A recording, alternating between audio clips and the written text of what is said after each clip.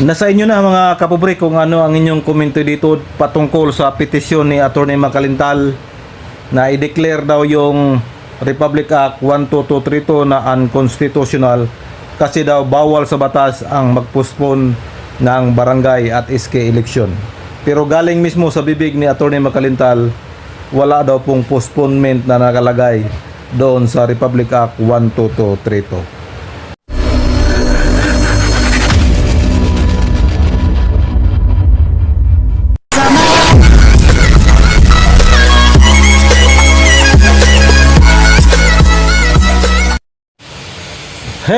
Hello, good afternoon mga kapobre. Araw ng Huwebes po ngayon mga kapobre.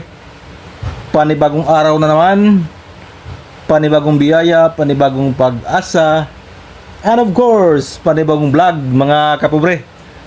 So, habang hinihintay natin ang reply ng mga pinagkomento ng Korte Suprema, ang Senado, Kongreso, Malacanang at ang Comelec, ay may pag-uusapan tayo ngayon mga kapobre.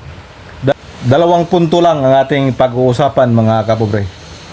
At ito po ay may kinalaman doon sa petisyon na inihain ni Atty. Makalintal patungkol sa Republic Act 12232.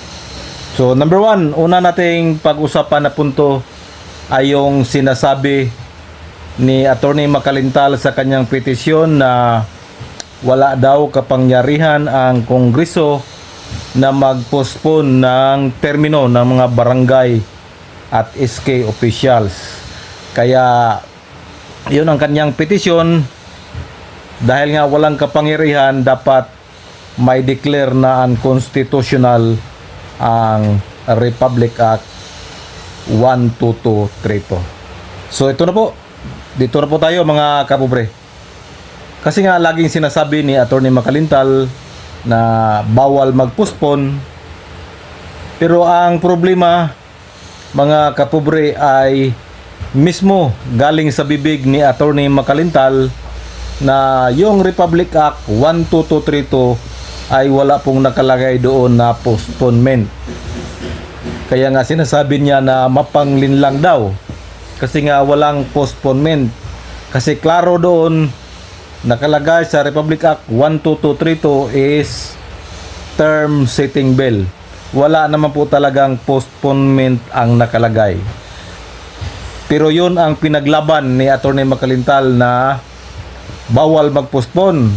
So paano yan, Atty. Mac, na yung argumento mo ay postponement pero walang nakalagay na postponement sa Republic Act 12232.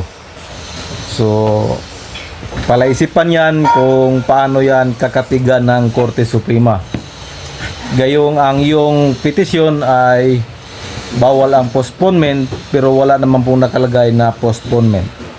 So yun po ang ating unang punto. Kayo na lang po ang bahala mga kapobre kung ano ang inyong opinion dito. So pangalawang punto po ay ito pong sinasabi ni Atty. Makalintal na hindi daw pinag-aralan ang November 2, 2026 barangay at SK election.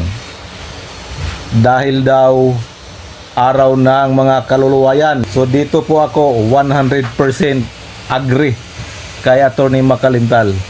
Talaga pong hindi pinag-aralan yan. Kasi nga paano naman magsisit ng eleksyon araw ng kaluluwa.